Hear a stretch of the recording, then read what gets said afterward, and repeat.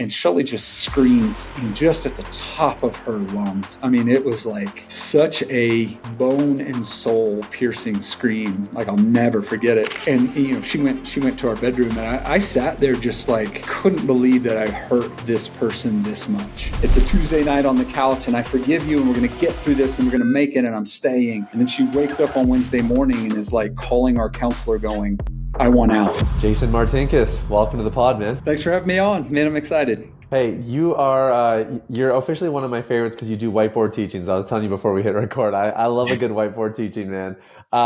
Maybe give my audience a little bit of background about what you and your wife Shelley do. Yeah, so we run a marriage coaching practice called Redemptive Living. Redemptive Living and Redemptive Living for Women, where we help men, marriages, wives who are dealing with betrayal, working through the sexual integrity issues and the relational restoration. And we do that through coaching, groups, events, retreats, online programs, etc. That's awesome, man. Awesome. Yeah, you guys are doing a great work, very well established. You mentioned that from when you first started, more recently, you've noticed a shift, and I totally see the shift as well, from sobriety work to kind of the more emotional work. And I wonder if you can touch on that shift that you've observed in the recovery space the last little bit. Yeah, I mean, I think there's two kind of angles on that. What we've seen, so we started, our recovery journey started 21 years ago. So Mocha hit the fan for me 21 years ago, pornography, masturbation, infidelity, the whole nine yards. And so we got a couple decades in this process, and it was about 3 years into our own journey that we started to help other people, started walking alongside other people. So we really, let's call it 18 years that we've been walking beside other people. A couple of shifts that I've seen. One is, and I'm really thankful for, much of the work around sexual integrity issues has moved towards character change and freedom, not just sobriety. Yeah. Right. For a long time in those days, I feel like everybody was counting days and it was all about, have you acted out or not? And there's a place for that, right? There's a time and a season for that. But I feel like, over the couple of decades, I feel like there's been much more focus now on what is real freedom? What's it really mean to have character and heart change, not just behavior change? And then in our practice personally, there's been a shift from, and this is probably largely a function of just where Shelley and I are.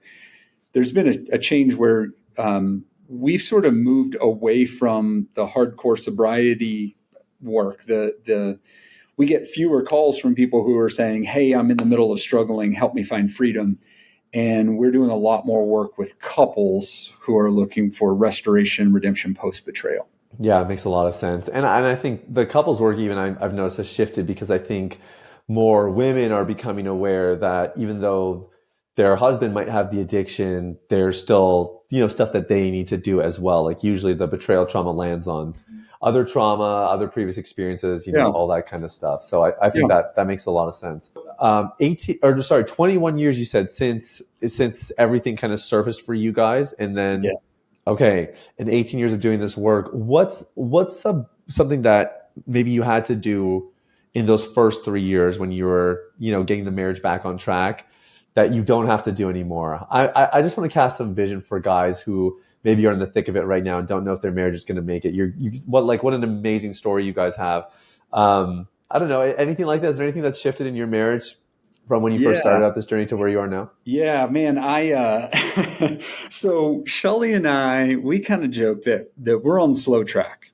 We're on the slow track in recovery. It's, our story was one where we've had a bumpy ride, man.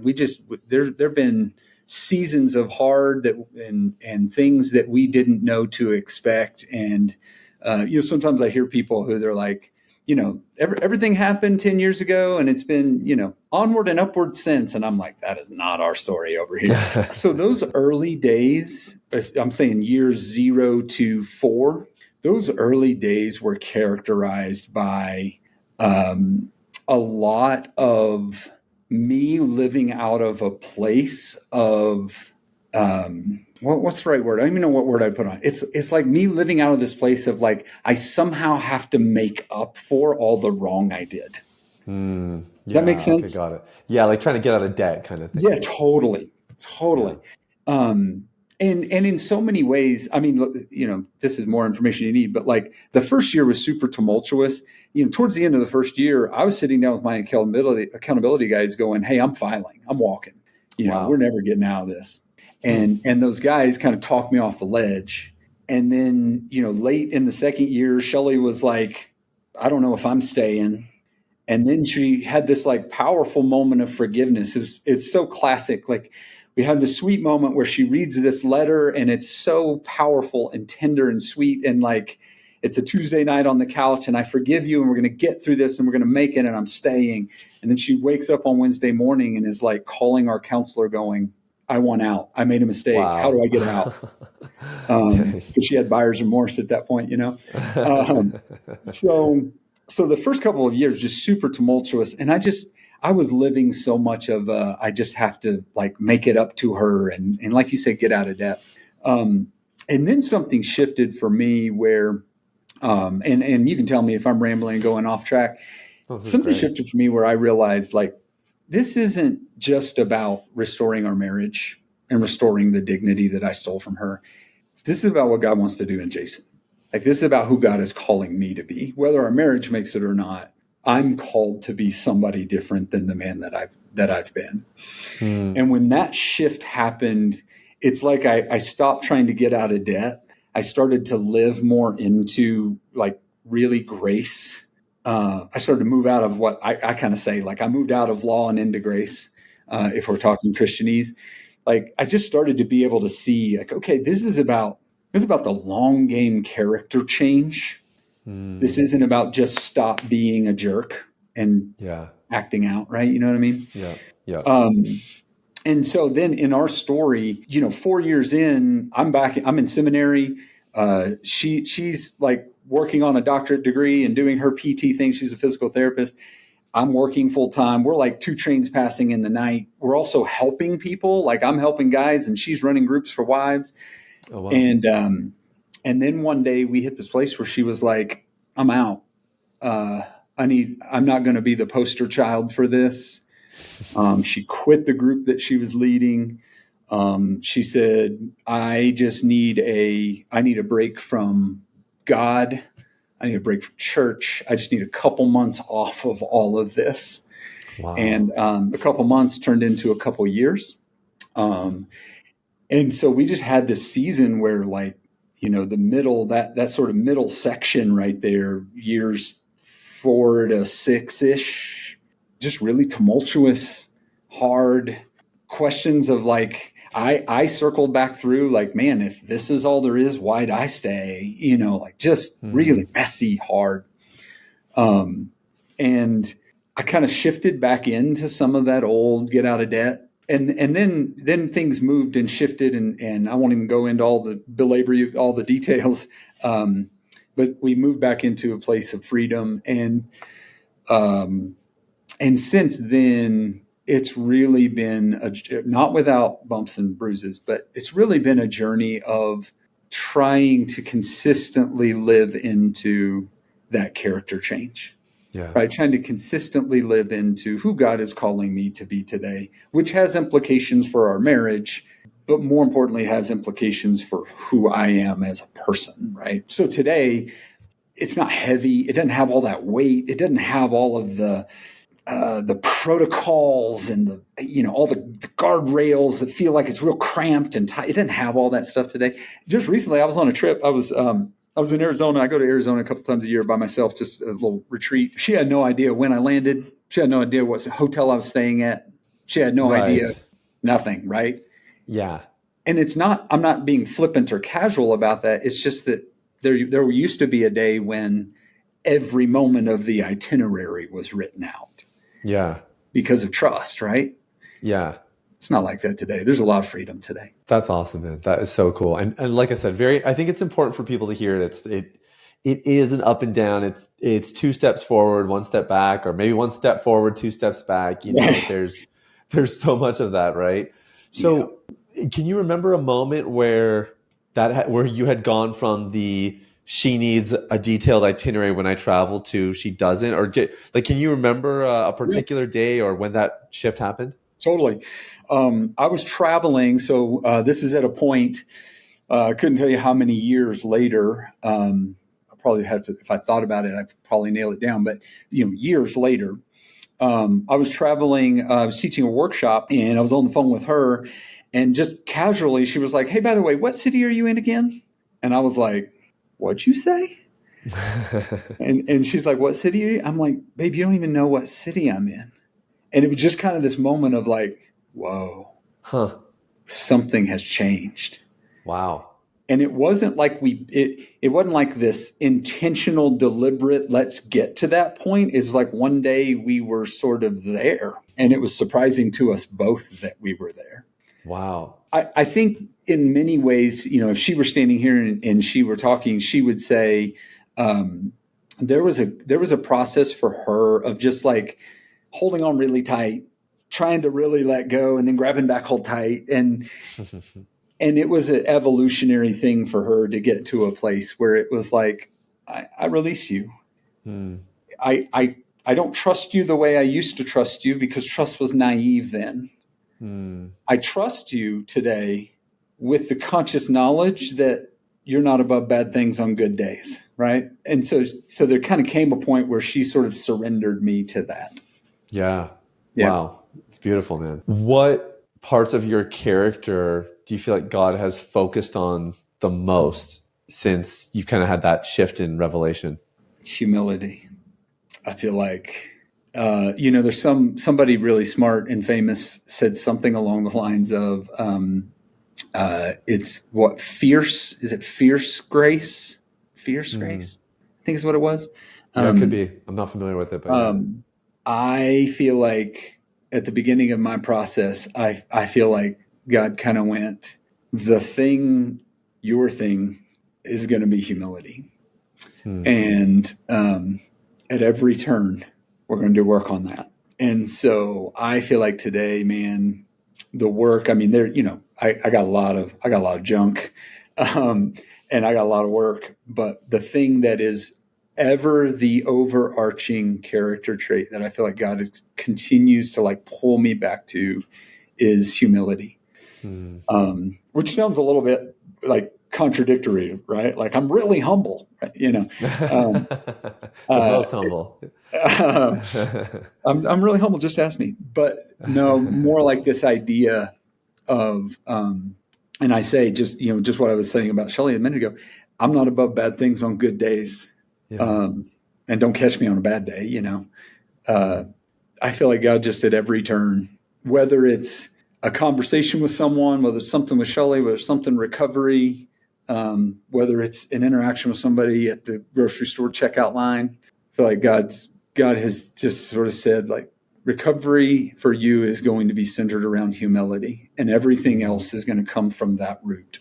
Yeah, it's so interesting you mentioned that. My lead coach, Sean, and I, we were just talking the other day. He's had like a bit of a retreat, which I want to ask you about your retreats to Arizona a little bit later in the conversation. Okay. That sounds very interesting. But he was talking about how he and his wife have been, and maybe it was actually his wife, I'm forgetting now, that we're digging into a book called Humility by Andrew Murray. Have you ever heard of that book? Is it a real thin book? I Yeah, forgot. tiny Okay. little booklet written Yes. in like Old English. I told him it's the Yes. only book in Old English I can actually stomach. Totally. Um, but it's so good. And one of my mentors told me, everybody should read that book at the beginning of the year. Just reset your heart, reset your mind. Always keep humility at the focus. Why do you think that's been the one thing that God has been just focusing on so much for you? I don't know, man. Probably because I'm an arrogant jerk.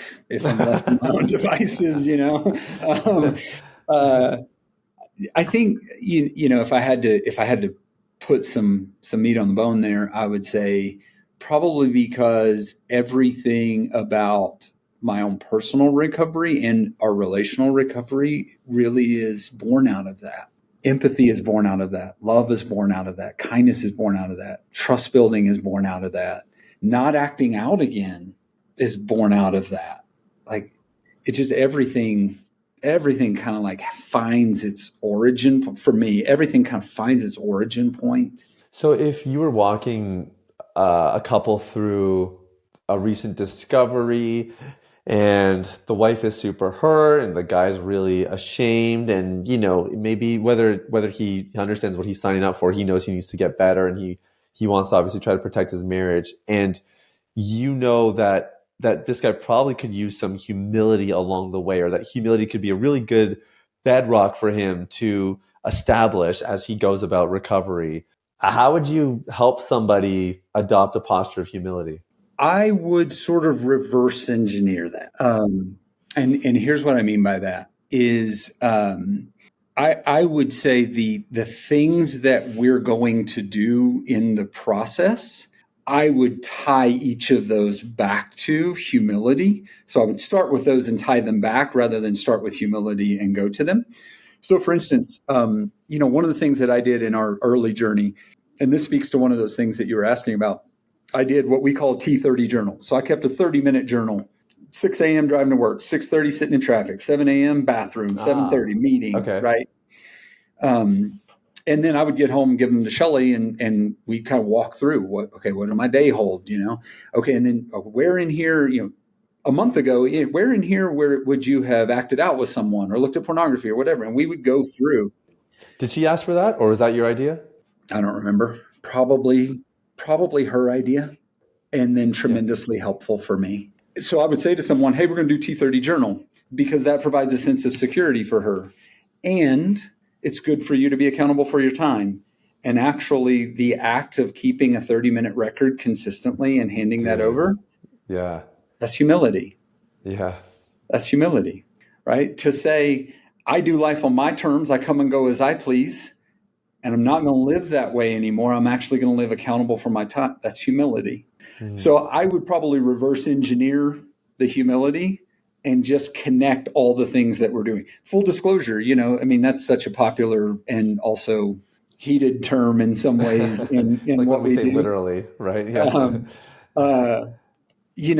The act of full disclosure, the act of telling the whole truth and nothing but the truth, that's humility. Mm. I would just tie everything back to it. What does it look like now? Like your wife, you and your wife sound like you're in a very healthy place. Obviously, you've been serving couples for a long time. What does it look like for God to be, working on your humility in this season? I mean, follow me around for a week and you'll see it left and right. So I operate with really high ADD, and my ADD is forgetful type. Okay. And so classic example, right? And you can delete this out if you want. Classic example. I'm like, all right, tomorrow morning, I'm going to take my lunch to work, right? So I make my lunch and I put it in the fridge, and I'm like, I'm going to make sure I don't forget my lunch. So I'm going to put my keys on my lunch in the fridge. Right? Oh, nice. Okay. I like it. Yeah. So the next morning I wake up, I'm like, where are my dang keys? Right? And then all of a sudden I'm like, oh, in the fridge. So I grab my keys and go to work. And I totally forgot the lunch, right? I do stuff like that all the time. I mean, I operate with a really high level of ADD, and forgetful especially. That's one of the main things. Like, until I understood what was going on with me, there was a tremendous amount of shame around it. I just felt like a blazing idiot all the time. Mm-hmm. In my childhood, that was a source of deep shame. Now I understand that, there's some stuff going on in my brain and it's different. And so today that's one of those things. It's like, it's humility. It just happened yesterday. This is way information than you need. Way more information than you need. Yesterday, I was in the bathroom, ran out of toilet paper. Ultimately, when it was all said and done, I was like, all right, I got to remember to put new toilet paper roll in the bathroom so that, because the next person and me, I forgot. And it's one of those moments where back in the day, I would have thought, Gal, you're such an idiot. You can't even remember toilet paper.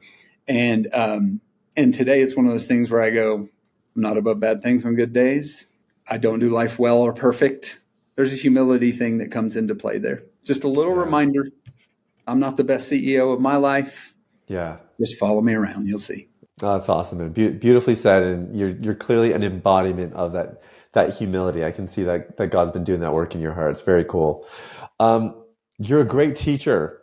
Something that I was really struck by as I was doing some research and preparing for this interview. You have whiteboard teachings, as I already referenced, that I'm a huge fan of. Anyone who gets on the whiteboard has my immediate respect. So I'm going to rapid fire you, Jason. I want to hear about a couple of these concepts. And you have full whiteboard. These are whiteboard teachings on your site. If somebody wants to go to redemptiveliving.com, it's video resources. So I'm going to ask you can give us like trailers or, teasers of some of these concepts. And if people want the full teaching, they can go to your site. Let's start with doing recovery versus being in recovery. Okay. You want to talk about the concept? Yeah. Exactly. What's the concept? If you had to explain that to, someone on my audience is listening, they've never heard your stuff. They haven't seen this whiteboard teaching yet, but you were going to at least try to guide them through how to wrap their head around doing recovery versus being in recovery. What would you say? Yeah. So a couple of things. So the idea of doing recovery is a very task-oriented frame, right? Doing recovery is like, I do my step work. I go to my meeting. I call my sponsor. I call my accountability partner. I go to my counseling session or coaching session. I do the next lesson in my program. That's all very much doing recovery. And doing recovery is an important early thing. There's stuff that we just got to do. We got to build new muscle memory that's recovery oriented, not the old addictive muscle memory. We got to have new rituals that are recovery rituals, not the acting out rituals, right? There's just stuff that we got to do. But at some point, doing recovery has to move into the idea of living recovery, being in recovery. And the way that I kind of conceptualize that is like in my own journey, there came a point where I was fitting the addiction into my life, and then it shifted, it took over, and I started trying to figure out how to fit my life into my addiction. Yeah. Does that make sense? Yeah, I remember that. I remember going through that. Yeah, definitely. Right? It's like I was building my life around when I was going to act out, kind of thing. In recovery, we start with fitting recovery into our life, right? And at some point, we start to figure out that living in recovery is life, and life has to fit into recovery. Yeah. Does that make sense? Dude, brilliant. Yes. Yeah. This segment's already off to a good start. I'm so glad we're doing this. Okay. Measuring progress. I'm so curious to hear your thoughts on this. How should guys be measuring, or maybe this is a couples thing, I'm not sure, but how should progress be measured? Yeah, man, that's I think I probably would redo that video. Okay. Sorry. And the reason I say that is because what I realized today is, and this is back to the arrogance and the pride, is like there have been seasons along the way where for me, I've been like, oh, I got it figured out. It's year 3. I got recovery figured out. Come on. Right. It's year 9. I got recovery nailed. And I think what I realized today is it's just so evolutionary, and it looks so different for so many people. And there are things that are ubiquitous that they're just seasons of recovery that everybody kind of goes through. That's real. Yeah. And there are some similarities, if you will. But what I would say today is progress and how you measure it really looks different based on where you are, right? So early progress for me was measuring, did I make the phone calls I've committed to, right? Early progress was like, did I take longer than a 5-minute shower? Because the shower is where I would act out sometimes, stuff like that, right? It's like, okay, did I show up for my counseling session on time? Right? There was stuff that was measurable in the beginning that was very, very tactical, that was important. Later, it started to become things like, am I actually managing my emotional sobriety? Am I letting my emotions run me? Am I dealing with my heart well? And that's kind of, I know you experience this sometimes working with people. It's like there's the reality of temptation and summer and the way women dress or men dress, and there's all that stuff and what pops up online and 52 hottest cheerleader wives and clickbait and all the stuff, right? Yeah.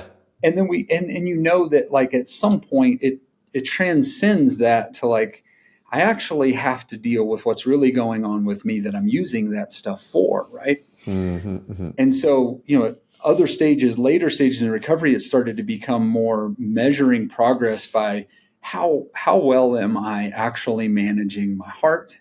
How well am I managing my mind? How well am I Yeah. managing that humility thing? Am I engaging that? Right. And then I'll say for me, what became evident as now a couple decades later, a common thread of measuring progress is my commitment and consistency in the connection with my guys.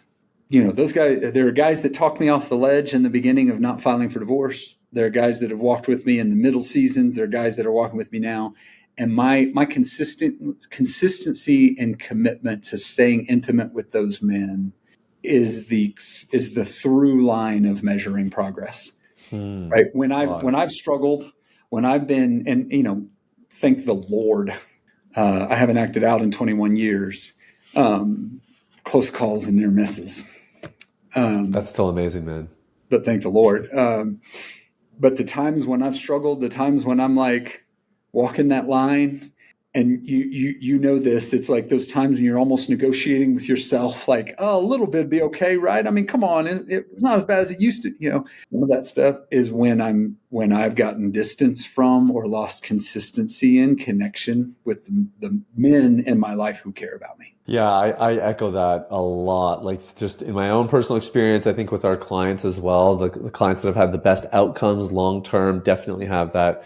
The community piece, which I know you were just touching on, but even what you were saying before, like that gradually or that gradual shift from external measures, like did I slip today or did I journal? Am I regulating myself? Am I present in my relationships? Am I, like just shifting to the internal measures? I totally echo that. And I think, I think that's good measuring. I know another thing that we've really talked about in our practice and just with my audiences is the difference between streaks and trends, because I think streak counting is a very volatile approach because it just takes one blip and then you're back to square one. That's how a streak works. It resets to zero. Whereas I think if you track trends, you can actually zoom out. Even if you do have the first slip in a couple months or even a couple years, you can zoom out and get some perspective. And it's not the end of the world, and there's probably enough momentum going that if you actually just reframe this a little bit, you can get back on track and you don't feel like you have to dig yourself out of this giant hole. Just the shift in mindset I find with trends versus streaks can be really helpful also. Well, and to your point, when people are like looking at the streaks, what happens in my experience, what happens when somebody breaks the streak is it's like, okay, overwhelmed with shame, overwhelmed with guilt. Then you're like kind of focused on picking yourself back up, if you will, and starting over.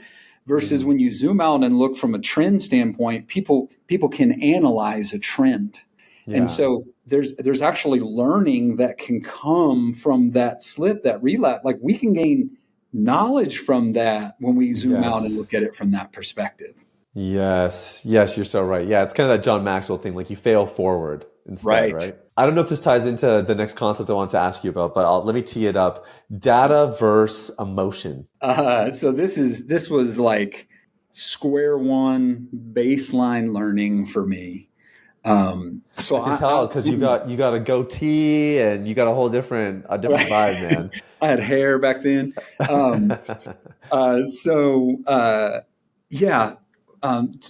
was baseline for me. So what happened in my own recovery was I'm a very emotional person by DNA, but all that was very shut down and squashed, right? Very locked up. And so I operated in data. We can talk logistics and weather and that kind of thing, but let's not talk about what's really going on, right? And I would hide behind that, as so many people do. So what ended up happening in my recovery is starting to learn how to move in the data to the emotion, because all data has emotion around it. The data of our lives has emotion around it, right? So I started to learn how to move out of just the data and add the emotion to it. And that was early recovery for me. Well, then relational recovery, there was like a whole new learning that had to happen. And that particular video is about the whole new learning that so many times my wife would experience over like big emotions around triggers and things. And I would try to meet her emotion with my data. So she's going, I feel so hurt that you would do this. And then I would say something data oriented back. Well, I'm not doing it anymore. It's been 6 months, 6 years, however, right? I would meet her with data. And what I had to learn in our process is to meet her data with data and her emotion with emotion. Right. Yeah. I wanted so badly for my data to fix her emotion. Right. If you just see the logic in it, then you wouldn't feel so hurt, angry, et cetera, et cetera. Yeah. I had to learn, no, meet the emotion with the emotion. Man, that's so good. I have to imagine, especially because you guys do quite a bit of couples work, like I have to imagine this concept is very powerful for the people you're working with. I know it's an older video, so I don't know, maybe it's taken on different language or it looks different, but I have to imagine because it's such a beautiful concept. I even just think about, I had to learn this in my marriage, not really in a betrayal trauma context, but connecting with my wife, because she would ask, how's your day? And I'm thinking data, I'm telling her all the stuff I did and whatever. But she wants to connect emotionally. She's actually looking for the one thing that actually got a little rise out of me, or whatever. Like she wants the emotional information way more than she just wants kind of the raw data. So I like that terminology. Like I resonate with that. And is it true, like when you're working with couples, I have to imagine you talk them through this dynamic quite a bit? Totally. And I mean that's the sort of, with humility, that's kind of at the epicenter of empathy. So much of what we do is centered around empathy in that rebuilding process. It's like you can't meet your wife with empathy if you're meeting her with data. It's got to be connected to that emotion, right? And so that's a ton of what we do in the teaching. The other thing about it, though, is it sounds so counterintuitive, but it's like that's actually what my heart longed for. Right. My heart longed for us connecting emotionally. I mean, that's why I had half of the emotional affairs that I had. Was my heart was longing to connect emotionally. I was so rigid and so accustomed, so habitual about the data and connecting around data. But what my heart really longed for was that emotional connection. And so I was learning this thing, like how to connect for her, to meet emotion with emotion. And what I found out after the fact is that's actually what I needed to. So interesting. Yeah. What would be were there any physical affairs, or was it just emotional affairs? Yeah. There was physical and emotional. What's the biggest difference from especially I'm just curious about your reflections retroactively. It's been 21 years since you acted out. What's the biggest difference, or is there a difference, or are they basically the same but just different manifestations? You're talking about emotional and physical? Yeah, but more from I get the difference between them, like logistically, but more just as far as what are they providing you, and why would you choose an emotional affair versus a physical affair? What was going on that would influence which one you're going after? Yeah, so maybe more than you're looking for here. So in our framework, primary driver on acting out is the 3 I's. So insignificant, incompetent, impotent. I can tie all acting out, whether it's pornography, physical affair, emotional affair, fetish, you name it. Insignificant, I want to feel like I matter. I want to feel seen. Incompetent, so I want to feel like I'm good enough. I'm not a failure. Or impotent, I want to feel like I have power, control, or agency. Right. So we tie everything back to that in terms of acting out. So in my story, some of the physical, there were physical engagements that I had that I didn't even want. What I really wanted was the emotional engagement, and I followed through on the physical almost out of duress, almost out of guilt. Right? There were times when that happened. And there was also, not that too. But really what happened was the engagement was driven by how the person was offsetting the I. So let me explain what I mean. I might have engaged with someone, let's say a coworker, who I could manipulate into positive feedback. Oh, I would say stuff about Shelley. I would say stuff about marriage. I would badmouth, I would do stuff to manipulate, right? And have that person say oh, you sound like a great husband. I'm sorry things are hard at home. And I would feel seen, and it would give me a little bit of that significance, right? Okay. And I would engage in a way, and this is sick and manipulative, and let's just say that for the record. but I would engage in that way to offset that insignificance, so I could feel significant. And that's kind of my core wound, is insignificance. So I would offset that. Sometimes I couldn't really get what I was looking for in that. And so I would move to some of the physical stuff, almost like as a proof. If I can get there, it proves I'm significant. Okay. Sometimes my incompetence would blend in, or control or impotence would blend in, where like, and I know you understand this, and some of the people that you work with, it's like there were times when it was about like the thrill of the hunt. It was 100%. just getting to the point of knowing that I could. Yes. Right. Yep. And that offset those eyes. So really how I acted out, the manifestation of my acting out, was largely determined by like what was going on in terms of those wounds. Yeah, that's really insightful though, and fascinating that the physical element is actually much smaller in that equation than I was anticipating. Like you said, there's sometimes where you're even just doing it out of obligatory, persuasion, like not really because you want to. That's right. That's absolutely right. Interesting. Yeah. That's not uncommon, in people that we talk to. It's not necessarily uncommon. It's also, this is my bias, my opinion. I think it's also sometimes hard for men to admit. It's like, yeah, I was just sleeping with her. Yeah, it was just a hook. I was just a one night stand. But what they're leaving out is like all the conversation at the bar that led up to, all the conversation, the flirtation in the cubicle that led up to. Yeah. Like that stuff was speaking to something in your soul. It wasn't just physical body act. Like something was going on in your heart, in your soul, that was getting salved unhealthily and dysfunctional as all get out. But it wasn't just sex. And for some guys, it's just hard to come to terms and admit that there was something else there. We've talked on the show extensively about like core wounds and inner child work. We had a specialist on recently about IFS and tons of modalities and that kind of stuff. I'm curious for you, Jason, 21 years into this, what do you need to do now to guard against or protect? Not quite the right language, but I'm sure you get what I mean. What do you do to guard against your core wound at this stage in the game? I think of the language around that a little bit differently. Okay. Because there's not really a guard against today. It's almost today more like an embracing of my core wound is insignificance. I want to, when I'm not doing well, I'm worried that I don't matter, that I'm unseen, that my feelings don't matter, my thoughts are ridiculous. Nobody cares that I'm on the planet, right? That when I get undone, like that's where it is at its worst. Yeah. That's not going away. It's better than it was. I got in an altercation with a grocery store checkout clerk one time because I swear the way they were bagging my groceries was trying to say something about me. Right? And that's a true story, okay? I used to walk around like just bleeding out everywhere with my core wounds, Yeah. Today, not so much, but they're not going away. So for me, it's less of a like, how do I guard against, and more, how do I walk around with the conscious awareness that that's there, and not to hyper spiritualize it, but like God hasn't healed that.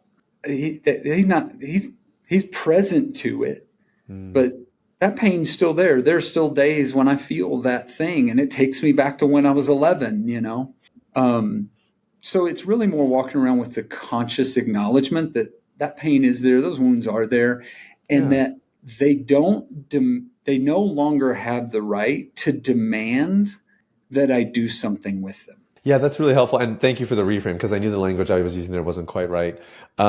Embracing it, I think that's really powerful. And to me, it very much ties into this sort of recurring theme in your story, which is humility, right? Like it takes humility, I think, to even reach that place of accepting it for what they are, embracing it, like you said, and kind of just being open-handed about it at the same time. Because I suppose there is a way you could embrace it, but then be kind of calloused about it, or, hold it from a distance. And to stay transparent and keep it front and center is actually incredibly vulnerable and definitely humble as well. Well, and to your point, again, when I'm sort of disintegrating personally and sort of coming apart at the seams personally, I'll move towards victim. Right? I'll go to victim out of the wounds. Like, poor me, don't you see me? What about me? What about my needs? What about, right? I'll go to victim and I'll play sort of victim card out of that. So again, to your point, that embracing is, and I love the way you said that. There's like an open-handedness of like, that's here, that's real. Yeah. I just I can't let that run the show. I can't let that move me to victimhood anymore, that kind of thing. The grieving boat. What is the grieving boat all about? Yeah, actually, man, you mentioned that, and I'm like, I've seen that come into play recently with some guys. So the idea of the grieving boat, it's almost hard to like talk without writing it. It's like the whiteboard's so ingrained. We'll have to do a whiteboard session with you, man. We'll just give you a Right. blank slate and you can just go nuts. So the idea of the grieving boat is whenever somebody does real recovery, not just the, hey, I got caught, I'm bummed I got caught and I'm moving on, but somebody does real recovery. It's just this idea that, you're going this direction. You kind of picture a boat, you're going this direction. You make a U-turn, you repent, right? To use Christianese, you repent, you make a U-turn, and you start going the other way. At some point, you start to hit the wake of your old life, and you start to feel the weight of your wife's broken heart. You start to feel the weight of the people you hurt. You start to see the reality of like, your drinking was moving towards alcoholism, not just fun weekends. You just start to see those things clearly. And the way I think of it is like the wake can be overwhelming. It can hit us hard. And for some guys, it's like they sort of cut the engine. They stop doing the recovery work. They stop doing the principles that are helping them stay in sobriety and move towards freedom. When they cut the engines and get hit by the wake, it just sort of slowly turns the boat around, and it's back in the old direction. And that old direction is typically at that point, that's where there's a relapse. Right? A lot of guys relapse when they get hit by the wake of their old life. Wow. Right? For me, one of those close calls in the early days, this is in year one. There was a particular night where Shelley and I were on the couch talking. We're going through it. And anybody who's married and gone through it, that your wife asks questions that are unanswerable.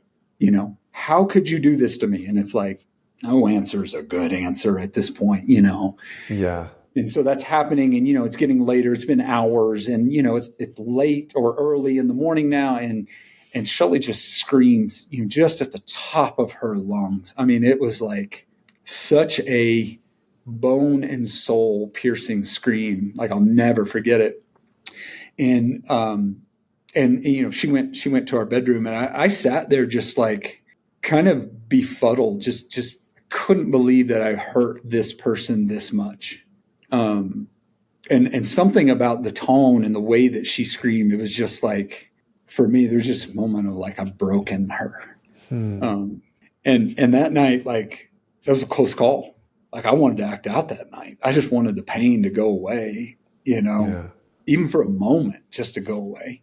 And so when I think about like you get hit by the wake of your old life, it's like sometimes it's just overwhelming and it feels like it's crashing down on you. And that's where a lot of guys relapse. Gosh, in my own story, I can definitely think of that for sure. And just being ill-equipped, I think, right? Because especially when you reduce porn addiction to just like, it's just a bad behavior and you just need an internet filter, or, we kind of reduce it down. It can especially be that way because you're using porn to cope with pain, cope with uncomfortable emotions. At some point, you're going to face the ramifications of it. And then you've historically just coped with consequence and ramifications with more pornography, right? And so if you're not ready for that, that's just a very destructive downward spiral. Yeah. So that grieving boat whiteboard is just don't judge me on my art, anybody who watches it. I just say the same thing when I do the whiteboard stuff too. Yeah. Yeah. Just a simple way to represent, like, hey, visually, you gotta watch out for this, right? And what should guys do then when they're coming clean, they're doing the right thing? Like it sounds like that story with Shelley, it's not that you had done any wrong in that moment. It was just a deeper layer of reality that's kind of coming to revelation. So what should guys do to be prepared for this dynamic? Man, I'll just tell you, for me, and this is, we're all operating today. You, me, anybody else we're operating out of our experience as well as things that we've assimilated from our learning, right? But we're largely out of our experience. I mean, years 0 through 3 for me were my lifeline was guys.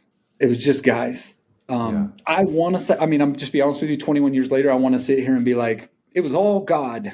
And I know God was in it. Of course. But man, in that season, I was making 3 calls a day, morning, noon, and night.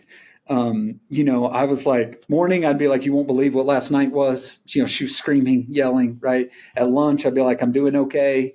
And then on my drive home, I'd call a buddy and be like, I'm going in.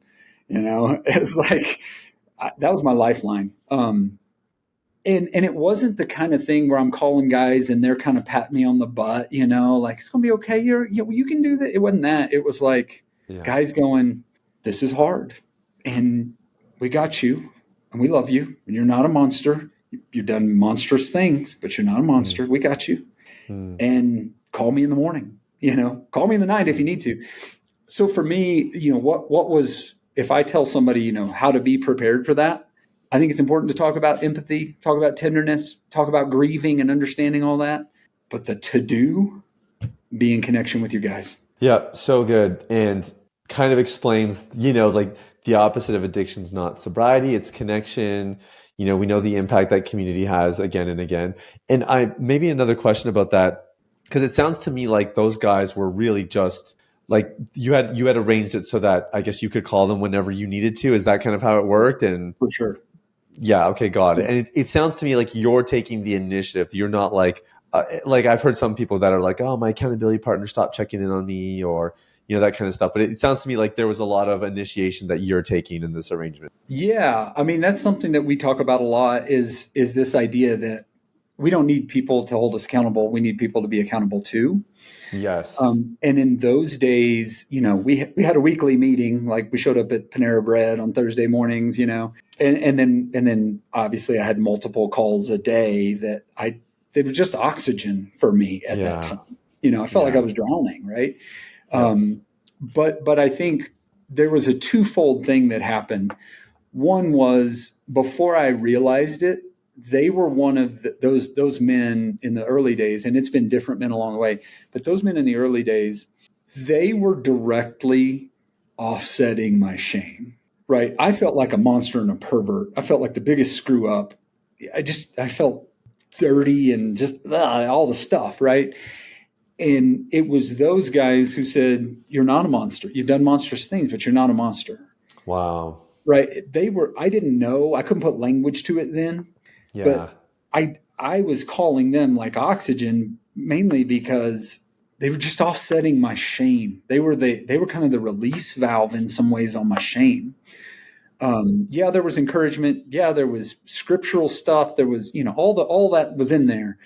But it was having once a week, a couple guys look me in the eyes and go, we love you and we got you. Wow. Right. Yeah. Today, tomorrow I've got 2 calls with guys that walk with me that I just sometimes need them to go, hey, you're not a monster. You're not an idiot. Yeah. I still need to hear that some days, because some days I get all wrapped around the axle in my head, Yeah, it's good. Really, really good. I'm going to save the best whiteboard drawing for last. I think it's going to be the best one. I'm pretty sure. Okay. Actually, I guess this isn't necessarily a whiteboard drawing, but it's something you and Shelly talked about on your site. Okay. Shame versus conviction. And I know you were just talking a little bit about shame and how your buddies were really helping you break out of that. But I have a feeling this is maybe a little bit of a different angle. So this is one of those soapbox things for me. Like I got a lot of soapboxes I like to get on. This one. Get on board, man. I'm listening. Yeah, early in my process, people would say really well-intentioned things, especially good Christian folk would say really meaningful things like, you should never feel shame. You should never feel ashamed. And I was like, yes, that's what I want to hear, because I feel so much shame. What ended up happening though, unintentionally, the unintended consequence of that is I wasn't mature enough to sort of parse out that I should feel conviction, that I should feel, we see this scripturally too, especially in David, I should feel like in my bones the pain of the damage I've done. Mm. And that doesn't mean that I'm unlovable, unforgivable, and worthless. Yeah. But I wasn't mature enough to start bifurcating those things. Yeah. So for me, I swung the pendulum, right? Right. Shelley would say something, I can't believe you did this to me. And I would say, you don't have a right to shame me. I'm not a monster. I sort of use it manipulatively, if you will, right? So later in recovery, I started to be able to sort of tease this out and parse this out. And so that teaching is about this idea that, guilt is just simply an emotion. This is my frame. Guilt is an emotional response to doing something I shouldn't do or not doing something that I should. It's an emotional response. Conviction is the appropriate weight that I should feel in the wake of sin. It's the appropriate weight. It's the appropriate grief and remorse and regret that I should feel in the wake of sin. Shame is my language. Shame is of Satan. Shame is not of God. Shame is that condemnation that we feel about ourselves that says we're worthless, unlovable, and unforgivable. And the offset to that is I'm dearly loved. I'm infinitely valuable. I'm imagined before time. I'm counted every hair on my head, which is not much counting these days, right? I was breathed life into on a specific day in human history because God desired for me to live. And simultaneously, I should feel the weight of my sin. Yeah. Right? So I should feel conviction. Guilt is an appropriate emotion. Shame has no place. Yeah. Does that make sense? Makes perfect sense, and very, very helpful, because I think it is human tendency to kind of, you throw the baby out with the bathwater, or you swing the pendulum too far, and that's all part of the growth journey. Like if you've done that, I mean, we've all done it, but I think that's really helpful to just tease all those apart. I know you've built this brand worthy of her trust. Kind of, you have a book that you did with Stephen Arterburn. You guys have workshops where, I know guys are having huge breakthroughs and transformations. And I guess I'm wondering, what does it mean to you when a guy becomes worthy of her trust? What does that mean? That's hard. Our premise for so let me say a couple things there. So the book, when we wrote the book, and Steve was really gracious with the book, helping get that published. When we wrote the book, I was really writing about like tactical stuff, like this is the frame to think through, and these are steps to take, largely because I struggled with that so early on. Like, hey, you need to build trust. What the hell does that mean? What do I do to build trust on a Saturday afternoon? I don't know, Yeah. So that's really what the book was intended to be. Over time, as things have evolved, what I've realized, and again, my bias is just that so many men don't understand the character behind those trust building tasks. Yeah. So the workshops are really geared towards the character behind that, like how we actually in sanctification cultivate that character. So our core premise when we talk about this at the workshop is that our trustworthiness as men is modeled off the trustworthiness of God. And God does what he says he's going to do. He follows through on every promise that he makes. Right? That's like our starting point.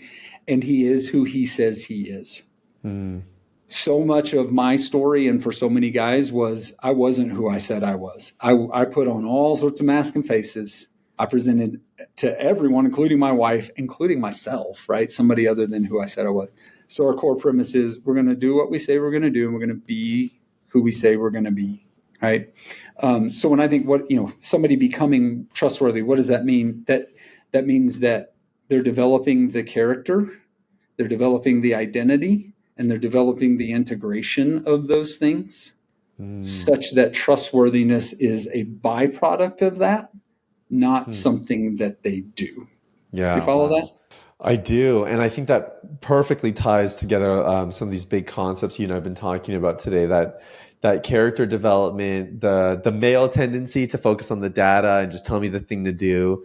Yeah. And, as opposed to the real work, which is actually focusing on the root level stuff, the character, the person you're becoming, the humility, getting some of those things in place and trusting that, the behaviors kind of follow suit out of that place. They're meant to come from there not the other way around. So this has been such a great conversation, man. I'm really grateful for you just sharing your wisdom.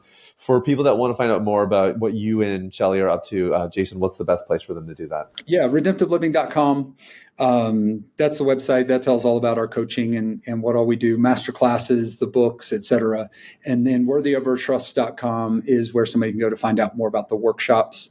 We'll do a couple more of those. We've got one coming up next weekend. We'll do a couple more of those later this year.